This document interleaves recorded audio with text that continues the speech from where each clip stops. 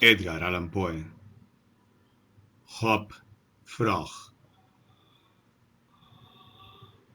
Jamás he conocido a nadie tan dispuesto a celebrar una broma como el rey. Parecía vivir tan solo para las bromas. La manera más segura de ganar sus favores consistía en narrarle un cuento donde abundaran las chuscadas y narrárselo bien. Ocurría así que sus 7 ministros descollaban por su excelencia como bromistas. Todos ellos se parecían al rey por ser corpulentos, robustos y sudorosos, así como bromistas inimitables. Nunca he podido determinar si la gente engorda cuando se dedica a hacer bromas o si hay algo en la grasa que predispone a las chanzas. Pero la verdad es que un bromista flaco resulta una rara avis in terris. Por lo que se refiere a los refinamientos, o como él los denominaba, los espíritus del ingenio, el rey se preocupaba muy poco. Sentía especial admiración por el volumen de una chanza, y con frecuencia era capaz de agregarle gran amplitud para completarla. Las delicadezas lo fastidiaban. Hubiera preferido el Gargantúa de Rabelais al Zadig de Voltaire. De manera general, las bromas, de hecho, se adaptaban mejor a sus gustos que las verbales. En los tiempos de mi relato, los bufones gozaban todavía del favor de las cortes. Varias potencias continentales conservaban aún sus locos profesionales que vestían traje abigarrado y gorro de cascabeles y que, a cambio de las migajas de la mesa real, debían mantenerse alerta para prodigar su agudo ingenio. Nuestro rey tenía también su bufón. Le hacía falta una cierta dosis de locura, aunque más no fuera para contrabalancear la pesada sabiduría de los 7 sabios que formaban su ministerio y la suya propia. Su loco o bufón profesional no era tan solo un loco. Su valor se triplicaba a ojos del rey por el hecho de que además era enano y cojo. En aquella época los enanos abundaban en las cortes tanto como los bufones, y muchos monarcas no hubieran sabido cómo pasar los días. Los días son más largos en la corte que en cualquier otra parte. Sin un bufón con el cual reírse y un enano de quien reírse. Pero, como ya lo he hecho notar, en el 99% de los casos, los bufones son gordos, redondeados y de movimientos torpes, por lo cual nuestro rey se congratulaba de tener en Hop Frog, que así se llamaba su bufón, un triple tesoro en una sola persona. Creo que el nombre de Hop Frog no le fue dado al enano por sus padrinos en el momento del bautismo, sino que recayó en su persona por concurso general de los 7 ministros, dado que le era imposible caminar como el resto de los mortales. En efecto, Hop Frog solo podía avanzar mediante un movimiento convulsivo, algo entre un brinco y un culebreo, movimiento que divertía interminablemente al rey y a la vez, claro está, le servía de consuelo, aunque la corte, a pesar del vientre protuberante y el enorme tamaño de la cabeza del rey, lo consideraba un dechado de perfección. Pero si la deformación de las piernas solo permitía a Hop Frog moverse con gran dolor y dificultad en un camino o un salón, la naturaleza parecía haber querido compensar aquella deficiencia de sus miembros inferiores concediéndole una prodigiosa fuerza en los brazos, que le permitía efectuar diversas hazañas de maravillosa destreza, siempre que se tratara de trepar por las cuerdas o árboles. Y mientras cumplía tales ejercicios, se parecía mucho más a una ardilla o a un mono que a una rana. No puedo afirmar con precisión de qué país había venido Hop Frog. Se trataba, sin embargo, de una región bárbara de la que nadie había oído hablar, situada a mucha distancia de la corte de nuestro rey. Tanto Hop Frog como una jovencita apenas menos enana que él, pero de exquisitas proporciones y admirable bailarina, habían sido arrancadas por la fuerza de sus respectivos hogares, situados en provincias adyacentes, y enviados como regalo al rey por uno de sus siempre victoriosos generales. No hay que sorprenderse, pues, de que en tales circunstancias se creara una gran intimidad entre los dos pequeños cautivos. Muy pronto llegaron a ser amigos entrañables. Hop Frog, a pesar de sus continuas exhibiciones, no era nada popular, y no podía, por tanto, prestar mayores servicios a Tripetta. Pero ésta, con su gracia y exquisita belleza, pese a ser una enana, era admirada y mimada por todos, lo cual le daba mucha influencia y le permitía ejercerla en favor de Hop Frog, cosa que jamás dejaba de hacer. En ocasión de una gran solemnidad oficial, no recuerdo cuál, el rey resolvió celebrar un baile de máscaras. Ahora bien, toda vez que en la corte se trataba de mascaradas o fiestas semejantes, se acudía sin falta a Hop Frog y a Tripetta para que desplegaran sus habilidades.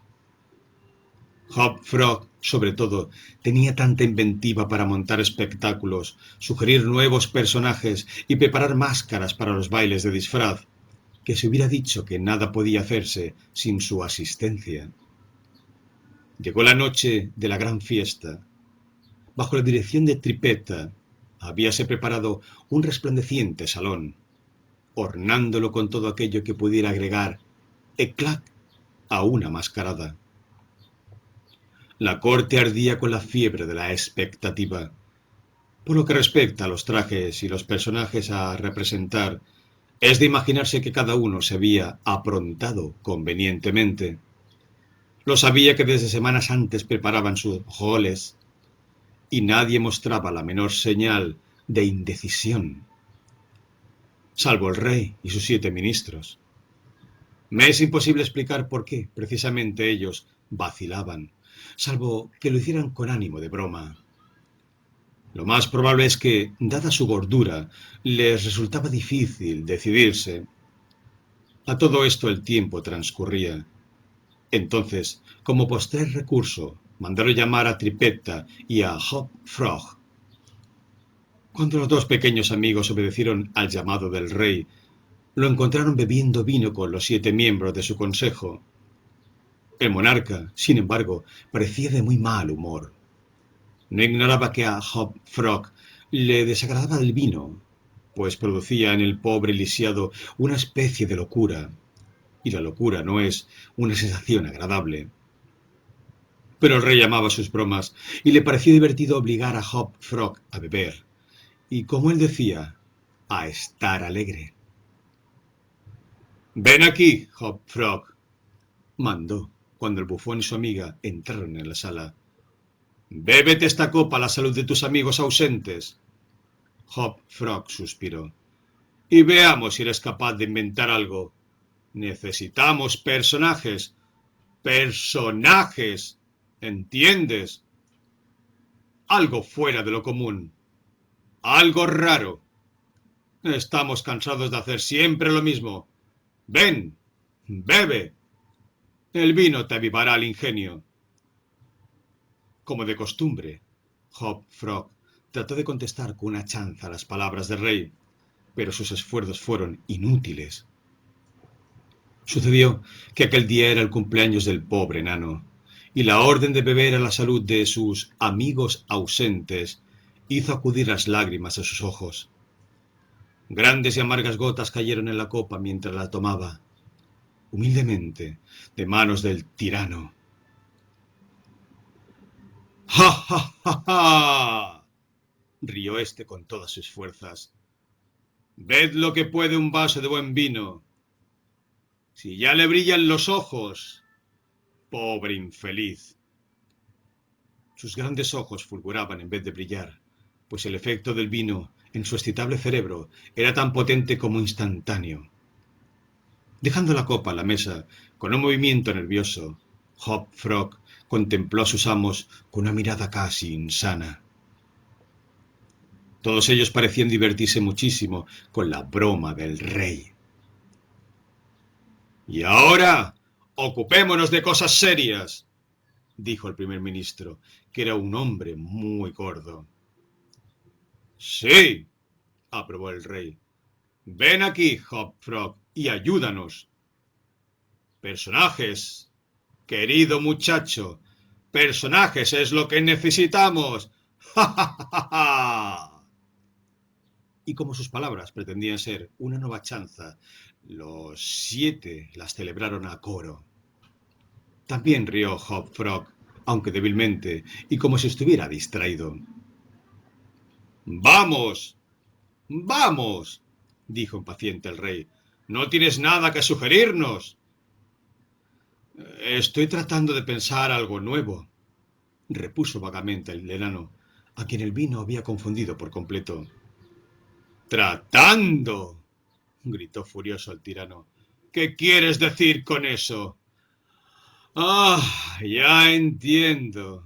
Estás melancólico y te hace falta más vino. Toma, bebe esto. Y llenando otra copa, la alcanzó al lisiado, que no hizo más que mirarla, tratando de recobrar el aliento. ¡Bebe, te digo! Aulló el monstruo. ¡Oh, por todos los diablos que! El enano vaciló, mientras el rey se ponía púrpura de rabia. Los cortesanos sonreían bobamente. Pálida como un cadáver, Tripet avanzó hasta el sitial del monarca y, cayendo de rodillas, le imploró que dejara en paz a su amigo. Durante unos instantes el tirano la miró lleno de asombro ante tal audacia. Parecía incapaz de decir o de hacer algo, de expresar adecuadamente su indignación. Por fin, sin pronunciar una sílaba, la rechazó con violencia y le tiró a la cara el contenido de la copa. La pobre niña se levantó como pudo y, sin atreverse a suspirar siquiera, volvió a su sitio a los pies de la mesa. Durante casi un minuto reinó un silencio tan mortal que se hubiera escuchado caer una hoja o una pluma. Aquel silencio fue interrumpido por un áspero y prolongado rechinar que parecía venir de todos los ángulos de la sala al mismo tiempo. ¿Qué? ¿Qué es ese ruido que estás haciendo? Preguntó el rey, volviéndose furioso hacia el enano. Este último parecía haberse recobrado en gran medida de su embriaguez, y mientras miraba fija y tranquilamente al tirano en los ojos, respondió: ¿Yo? Yo no hago ningún ruido. Parecía como si el sonido viniera de afuera, observó uno de los cortesanos. Se me ocurre que es el loro de la ventana, que se frotaba el pico contra los barrotes de la jaula. Eso ha de ser, afirmó el monarca, como si la sugestión lo aliviara grandemente. Pero hubiera jurado por el honor de un caballero que el ruido lo hacía este imbécil con los dientes. Al oír tales palabras, el enano se echó a reír, y el rey era un bromista demasiado empedernido para oponerse a la risa ajena, mientras dejaba ver unos enormes, poderosos y repulsivos dientes. Lo que es más, declaró que estaba dispuesto a beber todo el vino que quisiera su majestad, con lo cual éste se calmó enseguida. Y luego de apurar otra copa sin efectos demasiado perceptibles, Hop Frog comenzó a exponer vivamente sus planes para la mascarada. No puedo explicarme la asociación de ideas, dijo tranquilamente y como si jamás en su vida hubiese bebido vino. Pero apenas vuestra majestad empujó a esa niña y le arrojó el vino a la cara, apenas hubo hecho eso, y en momentos en que el loro producía ese extraño ruido en la ventana, se me ocurrió una diversión extraordinaria. Una de las extravagancias que se hacen en mi país y que con frecuencia se llevan a cabo en nuestras mascaradas. Aquí será completamente nuevo. Lo malo es que hace falta un grupo de 8 personas y... Pues aquí estamos, exclamó el rey, riendo ante su agudo descubrimiento de la coincidencia. Justamente 8. Yo y mis ministros. Veamos, ¿en qué consiste esa diversión? La llamamos, repuso el enano, los 8 orangutanes encadenados, y si se la representa bien, resulta extraordinaria. Nosotros la representaremos bien, observó el rey, enderezándose y alzando las cejas. Lo divertido de la cosa, continuó Hop Frog, está en el espanto que produce entre las mujeres. ¡Magnífico! Gritaron a coro el monarca y su consejo. Yo os disfrazaré de orangutanes, continuó el enano. Dejadlo todo por mi cuenta. El parecido será tan grande que los asistentes a la mascarada os tomarán por bestias de verdad, y como es natural, sentirán tanto terror como asombro. ¡Exquisito! Exclamó el rey. Hop Frog, yo haré un hombre de ti. Usaremos cadenas para que su ruido aumente la confusión. Haremos correr el rumor de que os habéis escapado en masa de vuestras jaulas. Vuestra Majestad no puede imaginar el efecto que en un baile de máscaras causan 8 orangutanes encadenados, los que todos toman por verdaderos y que se lanzan con gritos salvajes entre damas y caballeros delicada y lujosamente ataviados. El contraste es inimitable. Así debe ser, declaró el rey, mientras el consejo se levantaba precipitadamente. Se hacía tarde para poner en ejecución el plan de Hop Frog. La forma en que procedió éste, a fin de convertir a sus amos en orangutanes, era muy sencilla, pero suficientemente eficaz para lo que se proponía. En la época en que se desarrolla mi relato, los orangutanes eran poco conocidos en el mundo civilizado, y como las imitaciones preparadas por el enano resultaban suficientemente bestiales y más que suficientemente horrorosas, nadie pondría en duda que se trataba de una exacta reproducción de la naturaleza. Ante todo, el rey y sus ministros vistieron ropa interior de tejido elástico y sumamente ajustado. Se procedió inmediatamente a untarlos con brea. Alguien del grupo sugirió cubrirse de plumas, pero esta idea fue rechazada al punto por el enano, quien no tardó en convencer a los 8 bromistas, mediante demostración práctica, que el pelo del orangután puede imitarse mucho mejor con lino. Una espesa capa de este último fue por tanto aplicada sobre la brea. Buscóse luego una larga cadena. Hop Frog la pasó por la cintura del rey y la aseguró. Enseguida hizo lo propio con otro del grupo y luego con el resto. Completados los preparativos, los integrantes se apartaron lo más posible unos de otros hasta formar un círculo, y para dar a la cosa su apariencia más natural, Hop Frog tendió el sobrante de la cadena formando 2 diámetros en el círculo, cruzados en ángulo recto, tal como lo hacen en la actualidad los cazadores de chimpancés y otros grandes monos en Borneo. El vasto salón donde iba a celebrarse el baile de máscaras era una estancia circular, de techo muy elevado y que sólo recibía luz del sol a través de una claraboya situada en su punto más alto. De noche, momento para el cual había sido especialmente concebido dicho salón, se lo iluminaba por medio de un gran lustro que colgaba de una cadena procedente del centro del tragaluz y que se hacía subir y bajar por medio de un contrapeso según el sistema corriente. Solo que, para que dicho contrapeso no se viera, hallábase instalado del otro lado de la cúpula, sobre el techo. El arreglo del salón había sido confiado a la dirección de Tripetta, pero por lo visto, ésta se había dejado guiar en ciertos detalles por el más sereno discernimiento de su amigo el enano. De acuerdo con sus indicaciones, el lustro fue retirado. Las gotas de cera de las bujías, que en esos días calurosos resultaba imposible evitar, hubiera estropeado las ricas vestiduras de los invitados, quienes, debido a la multitud que llenaría el salón, no podrían mantenerse alejados del centro, o sea, debajo del lustro. En su reemplazo se instalaron candelabros adicionales en diversas partes del salón, de modo que no molestaran, a la vez que se fijaban antorchas que despedían agradable perfume en la mano derecha de cada una de las cariátides que se erguían contra las paredes y que sumaban entre 50 y 60. Siguiendo el consejo de Hop Frog, los 8 orangutanes esperaron pacientemente hasta medianoche, hora en que el salón estaba repleto de máscaras, para hacer su entrada.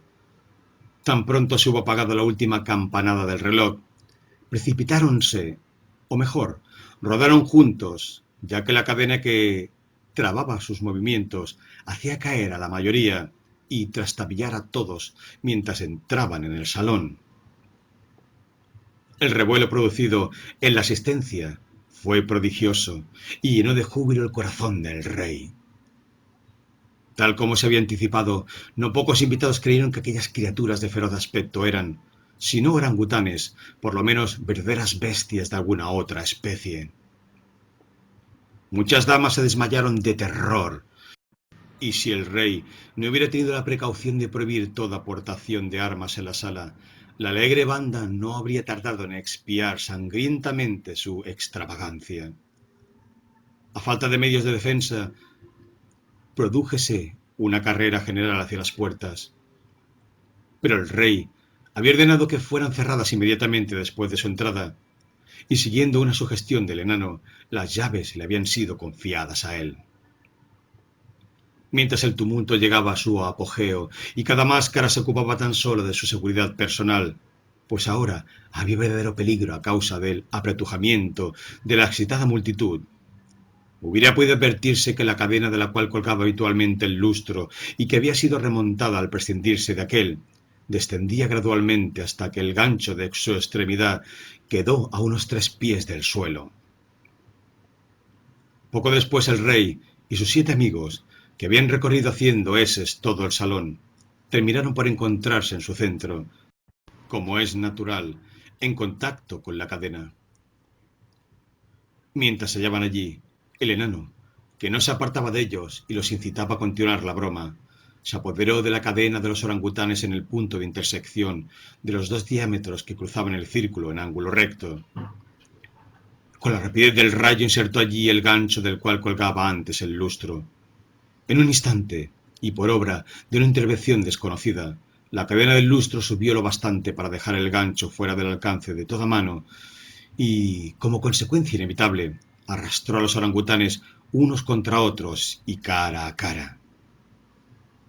A esa altura, los invitados iban recobrándose en parte de su alarma y comenzaban a considerar todo aquello como una estupenda broma, por lo cual estallaron risas estentóreas al ver la desgarrada situación en que se encontraban los monos. «¡Dejádmelos a mí!», gritó entonces Hop Frog, cuya voz penetrante se hacía escuchar fácilmente en medio del estrépito. «¡Dejádmelos a mí! Me parece que los conozco. Si solamente pudiera mirarlos más de cerca, pronto podría deciros quiénes son». Trepando por sobre las cabezas de la multitud, consiguió llegar hasta la pared, donde se apoderó de una de las antorchas que empuñaban las cariátides. En un instante estuvo de vuelta en el centro del salón y, saltando con agilidad de simio sobre la cabeza del rey, encaramóse unos cuantos pies por la cadena, mientras bajaba la antorcha para examinar el grupo de orangutanes y gritaba una vez más: «¡Pronto podré deciros quiénes son!». Y entonces, mientras todos los presentes, incluidos los monos, se retorcían de risa, el bufón lanzó un agudo silbido. Instantáneamente, la cadena remontó con violencia a una altura de 30 pies, arrastrando consigo a los aterrados orangutanes que luchaban por soltarse, y los dejó suspendidos en el aire, a media altura entre la claraboya y el suelo. Aferrado a la cadena, Hop Frog seguía en la misma posición. Por encima de los 8 disfrazados, y como si nada hubiese ocurrido, continuaba acercando su antorcha, fingiendo averiguar de quiénes se trataba. Tan estupefacta quedó la asamblea ante esta ascensión que se produjo un profundo silencio. Duraba ya un minuto cuando fue roto por un áspero y profundo rechinar, semejante al que había llamado la atención del rey y sus compañeros, después que aquel hubo arrojado el vino a la cara de Tripetta. Pero en esta ocasión no cabía dudar de dónde procedía el sonido. Venía de los dientes del enano, semejantes a colmillos de fiera. Rechinaban, mientras de su boca brotaba la espuma, y sus ojos, como los de un loco furioso, se clavaban en los rostros del rey y sus 7 compañeros. «¡Ah! ¡Ya veo!», gritó por fin el enfurecido bufón. «¡Ya veo quiénes son!». Y entonces, fingiendo mirar más de cerca al rey, aplicó la antorcha a la cara de lino que lo envolvía y que instantáneamente se llenó de lívidas llamaradas. En menos de medio minuto, los 8 orangutanes ardían horriblemente entre los alaridos de la multitud, que los miraba desde abajo, aterrada, y que nada podía hacer para prestarles ayuda. Por fin, creciendo en su violencia, las llamas obligaron al bufón a encaramarse por la cadena para escapar a su alcance. Al ver sus movimientos, la multitud volvió a guardar silencio. El enano aprovechó la oportunidad para hablar una vez más. Ahora veo claramente quiénes son esos hombres, dijo. Son un gran rey y sus 7 consejeros privados.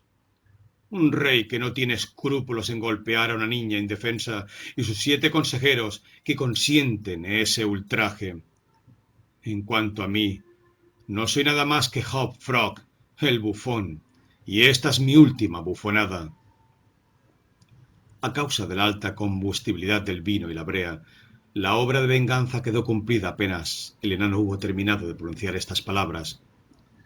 Los 8 cadáveres colgaban de sus cadenas en una masa irreconocible, fétida, negruzca, repugnante. El bufón arrojó su antorcha sobre ellos y luego, trepando tranquilamente hasta el techo, desapareció a través de la claraboya. Se supone que Tripetta, instalada en el tejado del salón, fue cómplice de su amigo en su ígnea venganza, y que ambos escaparon juntamente a su país, ya que jamás se los volvió a ver.